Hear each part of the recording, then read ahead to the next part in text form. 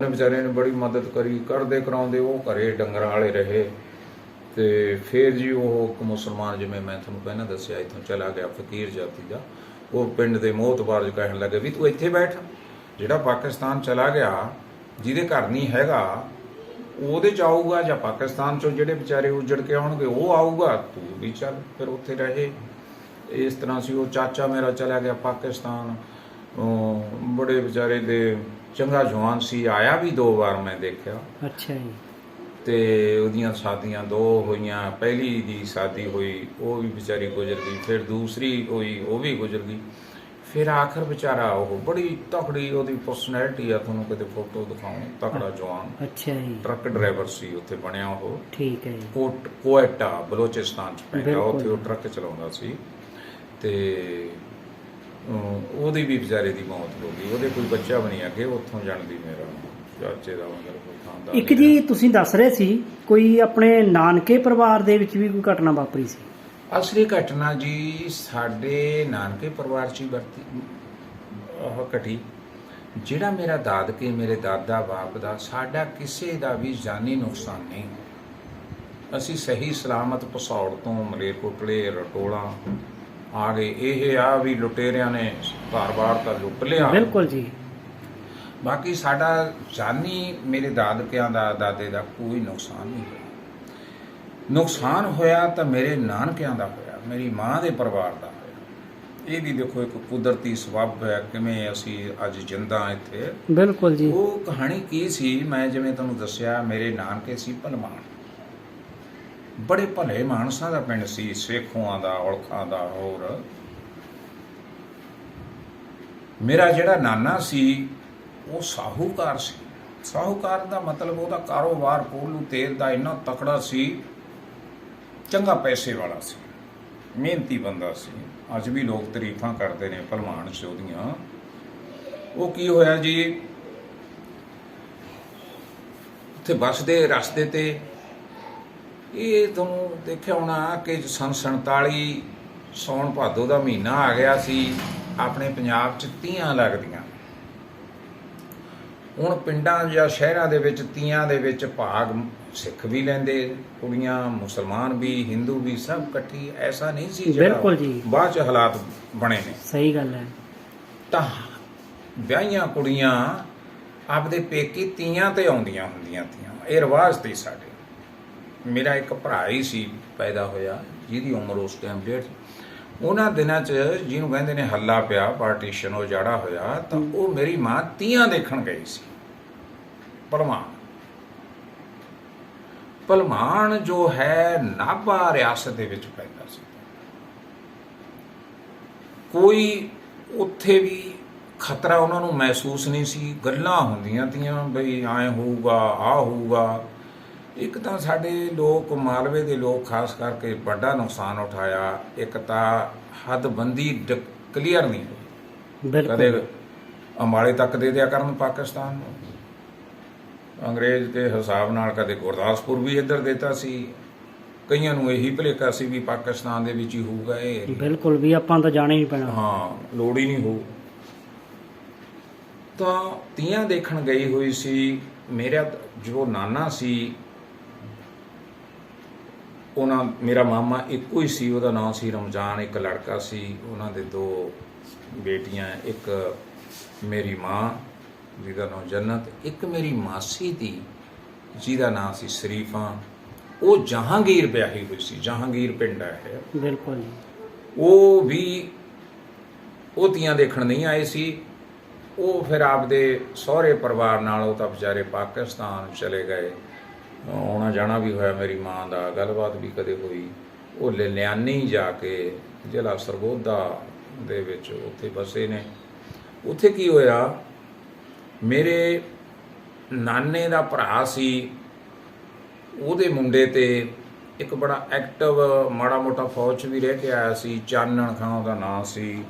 ਹੋਰ ਪਰਿਵਾਰ ਦੇ 30-40 ਜੀ ਤੇ ਸਾਡੀ ਮਤਲਬ ਮੇਰੇ ਨਾਨੇ ਦੇ। ਭਲਵਾਨ ਦੇ ਵਿੱਚ ਕੋਈ ਐਸੇ ਹੰਦੇਸੇ ਵਾਲੀ ਡਰ ਵਾਲੀ ਕੋਈ ਗੱਲ ਨਹੀਂ ਸੀ। ਸਭ ਕੁਛ ਠੀਕ ਸੀ। ਉੱਥੋਂ ਦੇ ਜ਼ਿਮੀਂਦਾਰ ਭਲੇ ਮਾਨਸ ਤੇ ਅੱਜ ਵੀ ਭਲੇ ਮਾਨਸਾਂ 'ਚ ਗਿਣਿਆ ਜਾਂਦਾ ਭਲਵਾਨ ਪਿੰਡ। ਕੋਈ ਗੱਲ ਨਹੀਂ ਸੀ।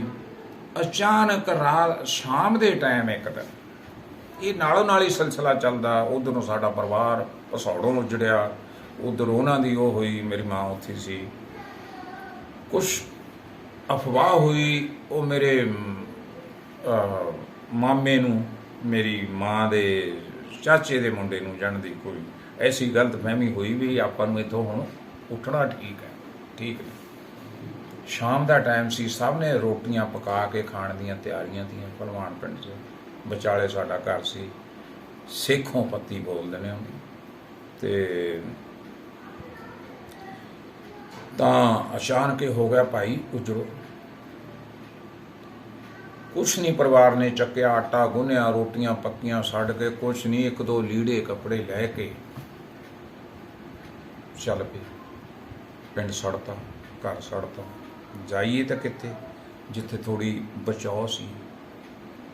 ਕਾਕੜੇ ਚੱਲੋ, ਕਾਕੜਾ ਪਿੰਡ ਹੈ ਭਵਾਨੀਗੜ੍ਹ ਦੇ ਕੋਲ। ਬਿਲਕੁਲ ਹੈਗਾ ਜੀ। ਕਾਕੜੇ ਕਿਉਂ ਚੱਲੇ? ਉਹ ਪੂਰਾ ਮੁਸਲਮਾਨਾਂ ਦਾ ਪਿੰਡ ਸੀ। ਉੱਥੋਂ ਦੇ ਸਰਦਾਰ ਥੇ, ਫੌਜ ਦੇ ਵਿੱਚ ਬੜੇ ਮੁਲਾਜ਼ਮ ਅਫਸਰ ਥੇ। ਸਹਾਰਾ ਇਹ ਤੱਕਿਆ ਗਿਆ ਵੀ ਇੱਥੇ ਗੜ੍ਹ ਹੈ, ਮਤਲਬ ਗਿਣਤੀ ਵੱਧ ਹੈ, ਸਾਡਾ ਬਚਾਓ ਹੋ ਜੂ। ਕਾਕੜੇ ਪਹੁੰਚ ਗਏ 2-4 ਘੰਟਿਆਂ 'ਚ, ਉੱਥੋਂ ਇੰਨਾ ਦੂਰ ਨਹੀਂ ਹੈ। ਪਹੁੰਚੇ ਕਾਕੜੇ, ਸਾਰਾ ਪਰਿਵਾਰ, ਨਾਨਕਿਆ, ਨਾਨਾ, ਨਾਨੀ, ਮੇਰੀ ਮਾਂ, ਮੇਰਾ ਮਾਮਾ। ਮੇਰਾ ਮਾਮਾ ਵਿਆਹਿਆ ਹੋਇਆ ਸੀ, ਮਕਲਾਵਾ ਨਹੀਂ ਸੀ ਲਿਆਤਾ। ਥੂਹੀ ਪਿੰਡ ਹੈ ਇਹ ਨਾਭਾ ਕੋਲੇ, ਉੱਥੇ ਮੇਰਾ ਵਿਆਹਿਆ ਹੋਇਆ ਸੀ। ਅੱਛਾ, ਮੇਰੀ ਮਾਂ ਦੇ ਚਾਚੇ ਦਾ ਪਰਿਵਾਰ ਸਾਰਾ ਕਾਕੜੇ ਜਾ ਬੈਠੇ।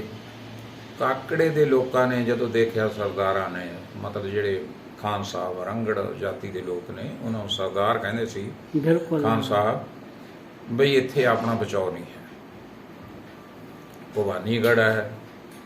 ਤੇ ਉਹ ਤਾਂ ਸੁਣਦੇ ਤੀ ਉਦੋਂ ਵੀ ਖਤਰੇ ਜਥੇ ਕਿਵੇਂ ਕਿੱਥੋਂ ਆਉਂਦੇ ਤੇ। ਫਗੂ ਵਾਲਾ ਪਿੰਡ ਕੋਲੇ ਸੀ, ਜਥੇਦਾਰ ਸੀ ਉੱਥੋਂ ਦਾ ਜ਼ੰਗੀਰ ਸਿੰਘ, ਜਿਹੜਾ ਬਹੁਤ ਬਦਨਾਮ ਹੋਇਆ। ਉਹਦੀਆਂ ਕਹਾਣੀਆਂ ਸੁਣਦੇ ਸੀ। ਹੁਣ ਤਾਂ ਮੈਂ ਫਿਰ ਅਸਲੀ ਕਿਤਾਬਾਂ 'ਚ ਲਿਆ ਦਿੱਤੀਆਂ। ਬਿਲਕੁਲ।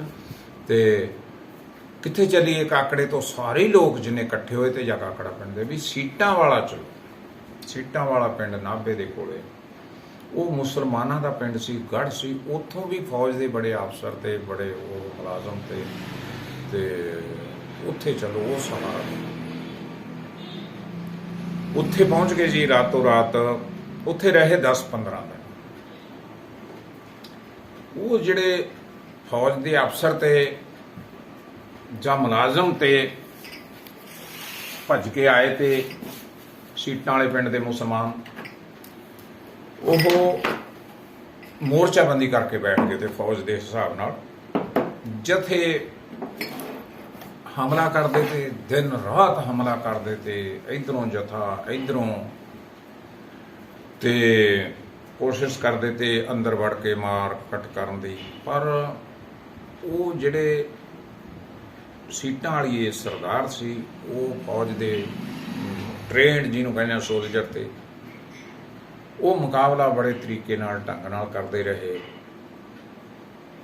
ਚਾਹੇ ਉਹਨਾਂ ਕੋਲ ਇੰਨੇ ਹਥਿਆਰ ਨਹੀਂ ਸੀ, ਮਗਰ ਫਿਰ ਵੀ ਉਹ ਡਟੇ ਰਹੇ। ਮੋਰਚਾਬੰਦੀ ਉਹਨਾਂ ਨੇ ਫੌਜ ਦੇ ਢੰਗ ਨਾਲ ਕਰੀ। ਜਿਹੜੇ ਜਥੇ ਤੇ ਸਿੱਖਾਂ ਦੇ, ਉਹ ਤਾਂ ਬੜੇ ਜੋਸ਼ ਨਾਲ ਜਾਂਦੇ ਸੀ, ਉਹ ਢੰਗ ਨਾਲ। ਹੁਣ ਮੈਨੂੰ ਤਾਂ, ਮੈਂ ਵੀ ਫੋਰਸ ਦਾ ਬਿਲਕੁਲ ਜੀ, ਬਿਲਕੁਲ ਟ੍ਰੇਨਡ ਅਫਸਰ ਹੈ, ਸਾਨੂੰ ਪਤਾ ਜੇ ਢੰਗ ਨਾਲ ਕੋਈ ਵੀ ਸੰਘਰਸ਼ ਯੁੱਧ ਲੜਿਆ ਜਾਵੇ, ਉਹਦਾ ਜੋਸ਼ ਵਾਲੇ ਆਦਮੀ ਮੁਕਾਬਲਾ ਨਹੀਂ ਕਰ ਸਕਦੇ। ਤੇ ਉਹਨਾਂ ਨੇ 15 ਦਿਨ ਮੁਕਾਬਲਾ ਕਰਿਆ, ਕੋਈ ਜਥਾ ਨੇੜੇ ਨਹੀਂ ਲੱਗਣ ਦਿੱਤਾ। ਵਿੱਚ ਹੀ ਔਰਤਾਂ ਟ੍ਰੇਨਡ ਕਰਤੀਆਂ ਉਹਨਾਂ ਨੇ। ਦੇਖੋ ਔਰਤਾਂ ਕੀ ਟ੍ਰੇਨਡ ਕਰੀਆਂ, ਲੰਬੇ ਲੰਬੇ ਢਾਂਗੇ, ਬਾਂਸ, ਤੇ ਬਾਂਸ ਬਹੁਤ ਹੁੰਦਾ ਸੀਟਾਂ ਵਾਲੇ, ਉਹਦੇ ਤੇ ਕੱਪੜੇ ਤੇਲ ਪਾ ਕੇ ਅੱਗੇ ਕਰ ਦੇਣਾ, ਉਹ ਭੱਜਣਾ। ਫਿਰ ਕਿਹੜੇ ਥੱਕ ਗਏ ਤੇ 24 ਘੰਟੇ ਲੜਾਈ ਹੋਣੀ, ਮੋਰਚਾਬੰਦੀ ਕਰਨੀ। ਫਿਰ ਜਿਹੜੇ ਅਨਟ੍ਰੇਨਡ ਨੌਜਵਾਨ ਤੇ ਉਹਨਾਂ ਨੂੰ ਕੁਛ ਰਾਈਫਲਾਂ ਵੀ ਲੈ ਕੇ ਆਏ ਤੇ ਉਹ ਆਪਣੀ ਫੌਜ ਦੇ ਲੋਕ। ਬਿਲਕੁਲ। ਤੇ ਉਹਨਾਂ ਨੂੰ ਟ੍ਰੇਨਡ ਕਰਤਾ ਕਿਵੇਂ ਲੋਡ ਅਨਲੋਡ ਕਰਨੀ, ਫਾਇਰ ਕਰਨਾ। ਮੁਕਾਬਲਾ 15 ਦਿਨ ਹੁੰਦਾ ਰਿਹਾ। ਹੁਣ ਇਹ ਤਾਂ ਪਤਾ ਨਹੀਂ ਕਿਹੜੇ ਅਹੁਦੇ ਦੇ ਅਫਸਰ, ਤੇ ਇੰਨਾ ਜ਼ਰੂਰ ਪਤਾ ਸੀ ਵੀ ਉੱਥੇ ਵੱਡੇ ਅਫਸਰ ਤੇ ਫੌਜ ਦੇ। ਬਿਲਕੁਲ। ਵਾਲੇ ਮਹਾਰਾਜਾ ਪਟਿਆਲੇ ਦੀ ਫੌਜ 'ਚ ਵੀ ਤੇ ਮਹਾਰਾਜਾ ਨਾਭੇ ਦੀ ਫੌਜ 'ਚ ਵੀ। ਜਦੋਂ ਉਹਨਾਂ ਨੇ ਦੇਖਿਆ ਬਈ ਹਾਲਾਤ ਖਰਾਬ ਹੋਣ ਵਾਲੇ ਨੇ। ਹਾਲਾਤ ਕੀ ਖਰਾਬ ਹੋਣ ਵਾਲੇ ਨੇ? ਰੇਲਵੇ ਲਾਈਨ ਆ, ਸੀਟਾਂ ਵਾਲੇ ਦੇ ਨਾਲ ਦੀ ਸੀਟਾਂ ਵਾਲਾ ਸਟੇਸ਼ਨ ਵੀ ਆ। ਨਾਭੇ ਤੋਂ ਜਦੋਂ ਧੂਰੀ ਨੂੰ ਆਉਣੇ ਆ ਉੱਥੇ ਇੱਕ ਟ੍ਰੇਨ ਲੱਗੀ। ਟ੍ਰੇਨ ਦੇ ਉੱਪਰ ਉਹ ਦੱਸਦੇ ਨੇ, ਉਹ ਜਿਹੜੇ ਫੌਜ ਦੇ ਅਫਸਰ ਤੇ ਮੁਸਲਮਾਨ, ਉਹਨਾਂ ਨੇ ਉਹ ਭਾਪ ਲਿਆ ਇਸ ਚੀਜ਼ ਨੂੰ ਬਈ ਇਹ ਤਾਂ ਤੋਪਾਂ ਫਿੱਟ ਹੋ ਗਈਆਂ, ਇਹ ਹੁਣ ਜੱਥਿਆਂ ਤੋਂ ਤਾਂ ਅਸੀਂ ਕਾਬੂ ਆਏ ਨਹੀਂ, ਇਹ ਤਾਂ ਫਾਇਰ ਸ਼ੁਰੂ ਹੋਣਾ ਤੋਪ ਦਾ ਹੈ। ਬਿਲਕੁਲ ਰੇਲਵੇ ਲਾਈਨ ਜੋ ਤੋਪ ਕੈਰੀਅਰ ਹੁੰਦੇ ਨੇ ਇਹਦੇ ਡੱਬੇ ਟ੍ਰੇਨ ਦੇ ਬਿਲਕੁਲ। ਫਿੱਟ ਗਈਆਂ। ਉਹ ਫੌਜੀਆਂ ਨੇ ਦੇਖ ਲਿਆ, ਅੰਦਾਜ਼ਾ ਲਾ ਲਿਆ ਵੀ ਹੁਣ ਇਹ ਸਾਡੇ ਤੇ ਫਾਇਰ ਸ਼ੁਰੂ ਹੋਣ ਵਾਲਾ, ਹੁਣ ਆਪਾਂ ਇੱਥੋਂ ਨਿਕਲੀਏ। ਚਲੋ ਜੀ, ਉਹਨਾਂ ਨੇ ਜਿੰਨਾ ਵੀ ਲੋਕ ਇਕੱਠੇ ਹੋਏ ਤੇ ਉਸ ਪਿੰਡ ਦੇ ਆਲੇ ਦੁਆਲੇ ਦੇ ਵਿਚਾਰੇ ਜਿਨ੍ਹਾਂ ਨੇ ਆ ਕੇ ਆਸਰਾ ਤੱਕਿਆ ਤੇ ਉਹਨਾਂ ਨੂੰ ਦੱਸਿਆ ਬਈ ਦੇਖੋ ਹੁਣ ਆਪਣੀ ਹੋ ਗਈ ਬੇਵਾ, ਹੁਣ ਇਹ ਤੋਪ ਦਾ ਫਾਇਰ ਸ਼ੁਰੂ ਹੋਣ ਵਾਲਾ ਹੈ, ਆ ਲੱਗ ਗਈ ਆ ਟ੍ਰੇਨ, ਹੁਣ ਆਪਾਂ ਇੱਥੋਂ ਨਿਕਲੋ ਤਾਂ ਚੱਲੀਏ ਕਿੱਥੇ ਨੂੰ? ਹੁਣ ਆਪਾਂ ਮਲੇਰਕੋਟਲੇ ਚੱਲੋ ਜਿੱਥੇ ਕੈਂਪ ਹੈ, ਜਿੱਥੇ ਸਾਡਾ ਬਚਾਓ। ਬਿਲਕੁਲ ਫੈਸਲਾ ਕਰ ਲਿਆ। ਅੱਧੀ ਰਾਤ ਜਾਣ ਦੀ ਹਨੇਰੇ ਹੋਏ, ਸਾਰੀ ਖਿਲਕਤ ਉੱਥੋਂ ਜੋ ਮੁਸਲਮਾਨ ਤੇ ਵਿਚਾਰੇ ਆਪਦੇ ਬਚਾਓ 'ਚ ਇਕੱਠੇ ਹੋਏ, ਉਸ ਚੱਲ ਪਏ। ਉਹ ਚੋਆ ਆਉਂਦਾ ਹੈ, ਉਹਨੂੰ ਪਾਰ ਕਰਿਆ। ਉਹ ਤਾਂ ਮਾਂ ਸਾਹਿਬ ਦੱਸਦੀ ਸੀ, ਮੈਂ ਤਾਂ ਹੁਣ ਨਕਸ਼ਾ ਦੇਖ ਲਿਆ ਬਿਲਕੁਲ ਜੀ, ਸਭ ਕੁਛ। ਬਿਲਕੁਲ। ਤੇ ਉੱਥੋਂ ਉਹ ਚੱਲ ਪਏ। ਪਹਿਲਾਂ